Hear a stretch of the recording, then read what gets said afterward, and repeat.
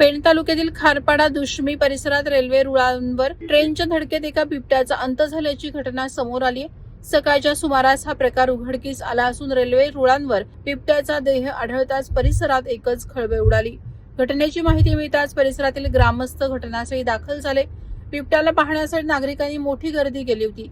बिबट्याच्या शरीरावर गंभीर जखमा असून ट्रेनच्या धडकेत त्याचा जागीच अंत झाल्याचा प्राथमिक अंदाज व्यक्त करण्यात येतोय. गेल्या काही महिन्यांपासून रायगड जिल्ह्यातील विविध भागांमध्ये बिबट्या मानवी वस्तीत शिरल्याच्या घटना वारंवार घडत आहेत. यामुळे ग्रामस्थांमध्ये भीतीचं वातावरण आहे.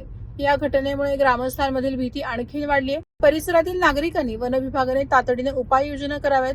जंगल आणि मानवी वस्ती यांच्यातील सीमा भागात गस्त वाढवावी, तसंच रेल्वे रुळालगत आवश्यक त्या प्रतिबंधात्मक उपाययोजना कराव्यात अशी मागणी केली आहे. या घटनेमुळे एकीकडे वन्यजीव संरक्षणाचा प्रश्न ऐरणीवर आला असून दुसरीकडे मानवी सुरक्षिततेबाबतही गंभीर चिंता व्यक्त केली जात आहे.